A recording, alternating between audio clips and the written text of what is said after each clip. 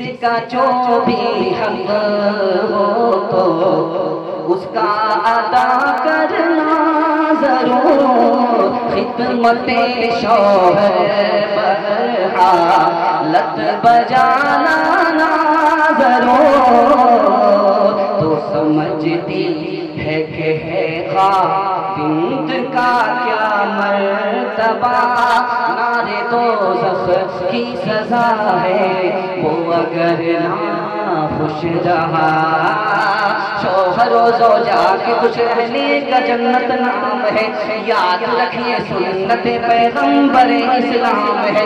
माँ से बढ़कर साथ है और बाप से बढ़कर ससुर, उनकी खिदमत और इताअत करती रहना उम्र भर।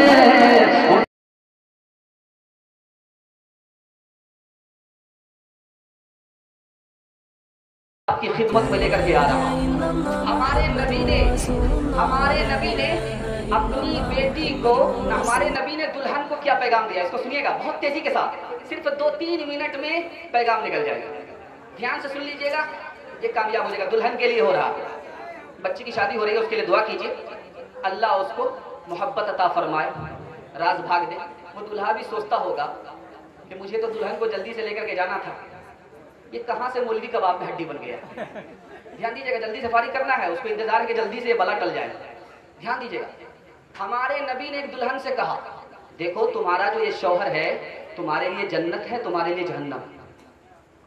दुल्हन से कहा अल्लाह के रसूल ने, ये जो तुम्हारा शौहर है फइन्नमा हुआ जन्नतु व नारु, तुम्हारे लिए जन्नत है, तुम्हारे लिए जहन्नम। उस औरत ने कहा या रसूल अल्लाह कैसे? कहा अगर तुमने इसकी खिदमत की तो इस खिदमत से तुम जन्नत पहुंच जाओगे, अगर तुमने इसकी खिदमत में कोताही की तो सीधे जहन्नम जाओगे। उम्मे सलमा रजी अल्लाह अन्हा एक दुल्हन को पैगाम देती है कि बेटी आखिरी मंजिल तुम्हारी ये है कि तुम जब दुनिया छोड़ करके जाओ तुम्हारा शौहर तुमसे खुश रहे। अगर तुम्हारा शौहर तुमसे खुश है तो दुनिया छोड़ करके जाती है तो बेटी तुम्हारे और जन्नत के दरमियान में कोई रोक नहीं है, जन्नत पक्की है। चौथा पैगाम आपको देने के लिए जा रहा, बाप ने रुखसती के मौके से बेटी को बुलाया, कान में एक नसीहत की कि बेटी ये दुनिया की तकलीफ चंद दिन की है, शौहर को खुश रखना। अगर शौहर खुश रहेगा तो रास्ते का हर कांटा फूल बन जाएगा, हर पत्थर पानी बन जाएगा। एक खूबसूरत रुखसती के मौके से आप इसको ध्यान में रखिएगा, कल आपकी बेटी भी रुखसत होगी और आपको ये नसीहत काम आएगी। बाप ने बेटी को नसीहत किया, बेटी ससुराल जा रही हो गुस्सा मत दिखाना, गुरूर मत दिखाना, ये गुरूर और गुस्सा तलाक की चाबी है। दूसरी नसीहत बाप ने किया कि बेटी तू घर ससुराल जा रही है, डांट डपट मत करना वरना शौहर को तुमसे दुश्मनी हो जाए। बाप की तीसरी नसीहत जरा गौर से सुनिएगा, बेटी सुरमा आंख में लगाना ये सबसे बड़ी जीनत है, वजू करना ये सबसे बड़ी खुशबू है। इमाम गजाली फरमाते हैं तो पेट में भूख की आग लगती है, जब आदमी की नींद पूरी नहीं होती तो उसे गुस्सा ज्यादा आता है। बेटी शौहर के राज को राज रखना, फाश मत करना। एक खूबसूरत नमूना आपकी खिदमत में लेकर के आ रहा हूं। बेटी ससुराल जा रही है, बाप ने कहा कि बेटी मैके की लाज रखना, माँ के दूध को बदनाम मत करना।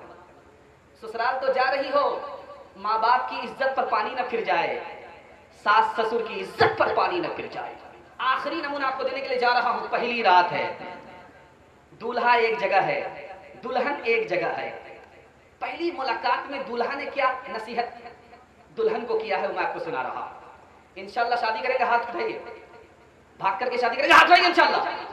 एक आदमी ने हाथ उठाया और अल्हम्दुलिल्लाह वो पहले ही सर से गंजा है। ध्यान दीजिएगा, क्या कहा कि बेटी ससुराल जाओ। देखिए बड़े बड़े से भूल हो सकती है, आप लोग इसको अगर मैं भी आपके पास बैठा रहता तो यहाँ से सवाल होता था, मैं भी मिस कर जाता, जल्दी में पूछा जाता है, इसमें रुसवाई की कोई बात नहीं, जिल्लत की कोई बात नहीं। नसीहत देखिए, दूल्हा है, दुल्हन एक जगह जमा है, तो दूल्हा ने दुल्हन से कहा कि देखो हमारी गाड़ी तुम्हारी गाड़ी कैसे चलेगी, जब मुझसे गलती हो जाए तो मुझको माफ कर देना, दिल में मत रखना, और जब मैं गुस्से में रहूं तो खामोश हो जाए। जब तुमसे गलती हो जाए इकरार कर लेना, गलती नहीं भी हो वादा कर लेना। आगे तीसरी नसीहत किया कि मिले तो शुक्र करना, नहीं मिले तो सब्र कर लेना। शिकवे शिकायत मत करना, वरना हमसे तुमसे मोहब्बत खत्म हो जाए। जिंदा क्यों खाना यूसुफ से जुलेखा निकले, मर के उस घर से भी, मर के उस घर से तमन्ना थी जनाजा निकले। गैर देखे तेरी देखी हुई सूरत मेरी, ये गवारा न करेगी कभी गैरत मेरी। जिसका जो भी हक हो तो उसका अदा करना जरूर, खिदमते शौहर बहालत बजाना ना जरूर। तो समझती है कि है खाविंद का क्या मर्तबा, नारे दोज़ख की सजा है वो अगर ना खुश रहा। शौहर और ज़ौजा के खुश रहने का जन्नत नाम है, याद रखिए सुन्नत पैगंबर इस्लाम है।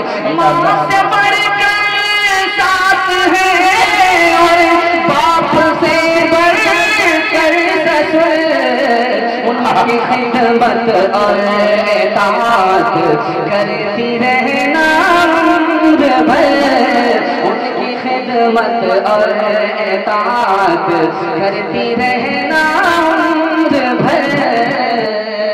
पसंद आया तो सुभान अल्लाह कौन बोलेगा? आने वाले कुछ हुआ है, कुछ बाकी आने वाले। जरा ध्यान दीजिएगा। दूसरा नमूना आपकी खिदमत में लेकर के आ रहा हूं, इसको ध्यान से सुनिएगा, ध्यान से सुनिएगा। दुल्हन के वास्ते नमूना आ रहा है, दुल्हन के वास्ते नमूना आ रहा है, इसको ध्यान से सुनिएगा। माँ ने बेटी को कितनी प्यारी नसीहत की है, इसको ध्यान से सुनिएगा। बहुत खूबसूरत, ये पूरे जलसे का खुलासा जो आपको सुनाने के लिए जा रहा है, आप सुनेंगे इंशाल्लाह। सर से निकालते घाट देंगे इंशाल्लाह, ठीक ठाक जा रहा है। इसके बाद तो आपको फांसी ही चढ़ाई जाए। जरा ध्यान दीजिएगा। माँ ने बेटी से कहा कि बेटी जब तू ससुराल जाना तो जमीन बन जा, तुम्हारा शौहर तुम्हारे लिए आसमान बन जा। बेटी जब ससुराल जाना तो शौहर के लिए बिस्तर बन जा, वो तुम्हारे लिए सतूर बन जाए। तीसरी नसीहत बाप ने किया, बेटी मैं कैसे ससुराल जा रही हूँ, रानी मत बनना, नौकरानी बन जा, तुम्हारा शौहर तुम्हारे लिए नौकर बन जाए। चौथी नसीहत को जरा ध्यान से सुनिए। माँ ने कहा कि बेटी शौहर के साथ हमेशा घूमने फिरने के लिए बाहर मत निकलना, वरना उसको तुमसे दुश्मनी हो जाएगी। बेटी शौहर से दूर दूर भी मत रहना, वरना वो तुमको भूल जाए। जब शौहर करीब करे और करीब हो जाए। शौहर की नाक की हिफाजत कर, आँख की हिफाजत कर, कान की हिफाजत। अब बेटी ने पूछा कि नाक की हिफाजत कैसे होगी, कान की हिफाजत कैसे होगी, आँख की हिफाजत कैसे होगी? तो माँ ने कितना प्यारा जवाब दिया, बेटी तुम्हारे गुनाह की बदबू तुम्हारे शौहर की नाक में ना पहुंचा, नाक की हिफाजत। तुम्हारी गाली तुम्हारे शौहर के कान में ना पहुंचे, ये कान की हिफाजत। मैली कुचैली सड़ियल मलियल मत रहना, बन सवर करके रहना, ताकि शौहर जब तुमको देखे उसका दिल भी खुश हो, आंख भी ठंडी। आखिरी नसीहत की कि बेटी अगर तुम इसकी पाबंदी करोगी तो तुम्हारा छोटा सा घर जो उसका घर है वो जन्नत के मुशाबिक हो जाएगा।